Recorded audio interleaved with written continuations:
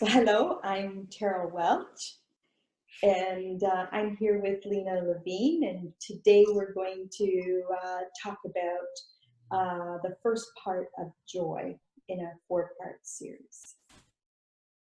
Not just joy, not just any joy, joy in painting.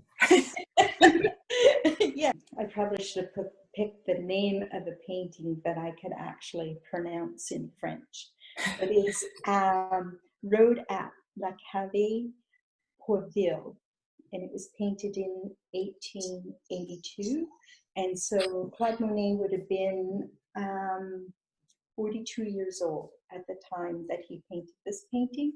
It's just under 24 inches and just slightly over 32 the other direction. So it's a mid-sized painting, a good painting. And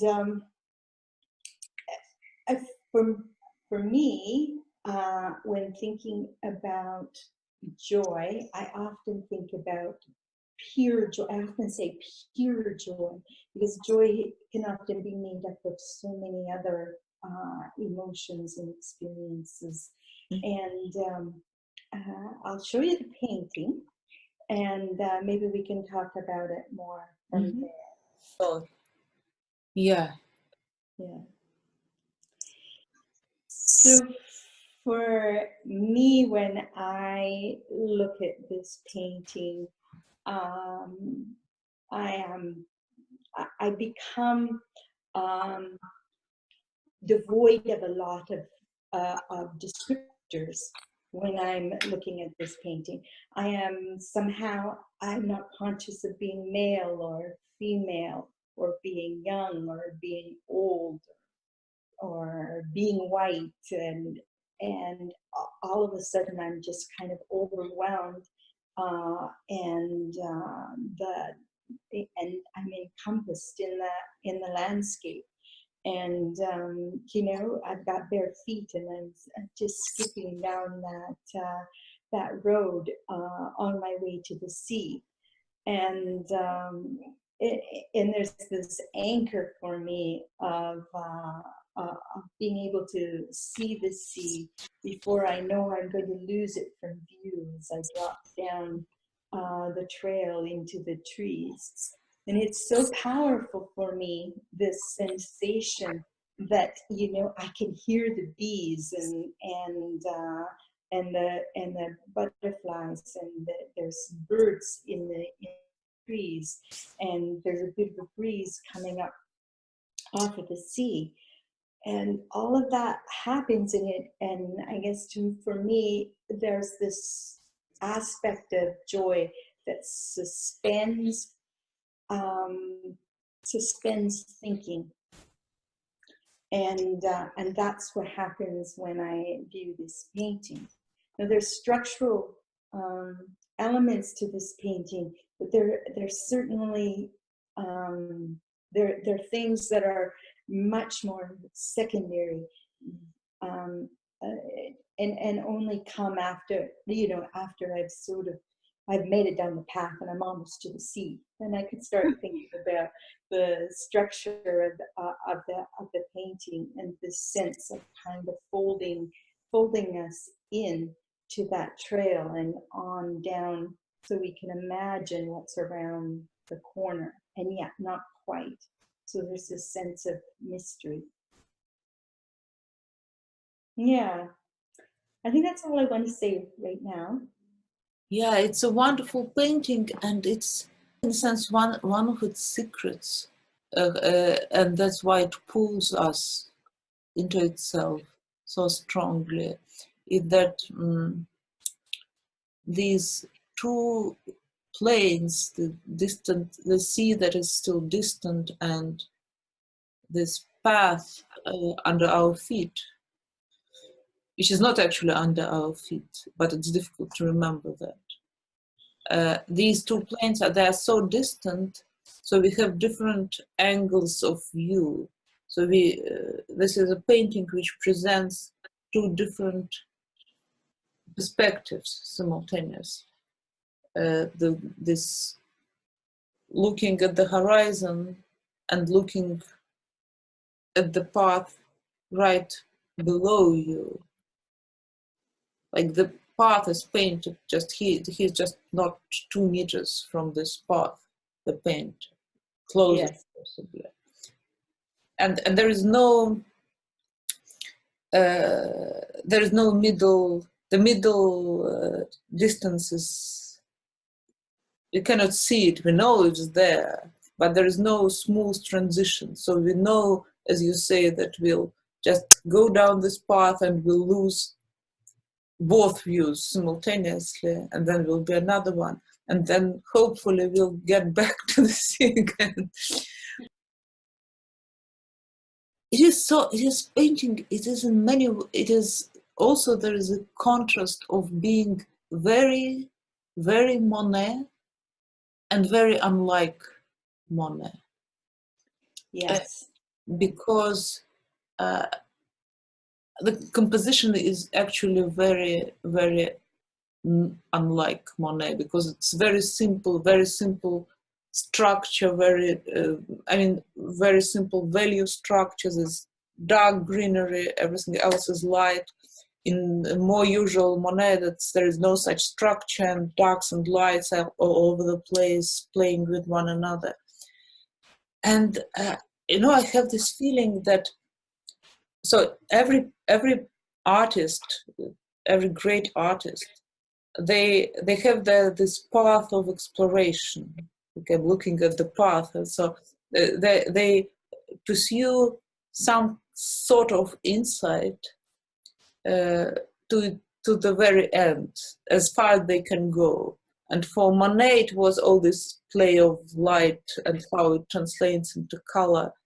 And while doing that, they often go just way beyond what people can follow them, in a sense. And so these paintings are kind of hard to get. So paint is somewhere there, but he's not, we see that he sees something, but it's hard to bring it to our own experience. And then sometimes a painting happens when they manage both to be there, seeing what we wouldn't normally see, and bringing it in this recognizable experiential form to the viewer. And I think that in some ways, my view, or our view, is influenced by what came after this painting, in the next 100 years after this painting, right?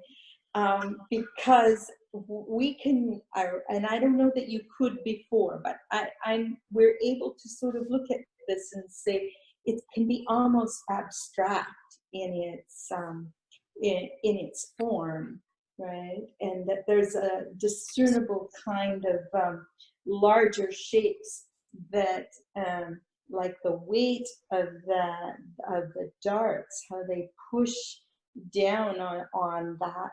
On that side angle, there's, even though the edges are soft, there's a sense of geometrical kinds of shapes in this painting, and I hadn't noticed that in his other painting. No others, because sometimes with his series you can sort of see him exploring the same idea over and over again. So I'm now curious. I want to go back and see, did he explore this kind of No, that's what I'm saying. That's what I'm saying, that it is unusual. So this painting, it's almost like we can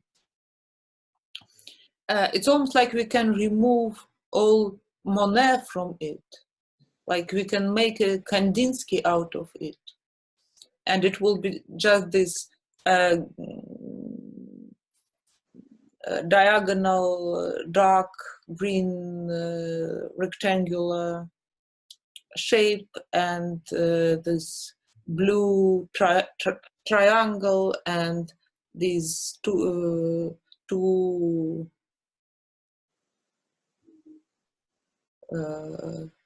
more neutral triangles and the slight, and there will be completely geometrical, completely abstract painting, and it will still work. Exactly. And it, it is unusual for Monet. Usually his paintings, they are fully in this dissolution of light and colors, and they wouldn't work as simply geometrical structure. The whole, and here he somehow managed to bring it together. This structural. That's for me now. After I have collaborated with you in our understanding of painting and what we are doing here on this earth, you brought him closer to my experience, but I used to resist very much this lack of structure. Yeah. So typical. I would look at these Rouen cathedral paintings and I would ask, what is it? What is it? How is it? Where is all the, I mean, where is the architecture? There is nothing of substance there. There is no structure, no. Yeah, the form was very much, I think, secondary to anything that he was doing on the canvas. But here it's like he's kind of giving form and structure its due, right? Without losing his own, you know, his own interpretation or his own translation of light onto the canvas. Yeah, that's how, you know, I mean, in Cézanne, you can also see that sometimes he just gets completely lost in all this dissolution of planes. We can think of it that in kind of analysis. So they go all the way on the path of analysis of certain aspect of reality, and they find so many beautiful and interesting things that they often don't bother to bring it back together again. Yeah. Into a coherent, unified version of reality that the human mind can get around. But sometimes they do. Sometimes they find all this and then they bring it together. And here is one example. And I think that's this experience of joy, which I agree with you, is just this painting is infused with joy, with so many levels. And it comes not only from this, I don't know, there's just very familiar experiences, path to the sea. There's something of childhood there. Yes, now we'll loot the sea and then it will appear again. Just this joyful feeling just anchored in memories. But also, I think this peak experience of joy arises when we see these very different things, apparently very different aspects of something, harmoniously brought together. And here this trembling of color and light and this geometry of the form, they are just so seamlessly, so simply, so it's although it was simple. I mean, he's doing it here, though it was simple. And yes. though it was just like, you know, like he's like Mozart in music here, so he is in painting. Yeah. And he's not usually like this. It is unusual. Yeah. Well, great. Wow. I don't think I have anything else to add. No, yeah. Okay, I think we'll open it up for questions in Facebook at this point. Okay.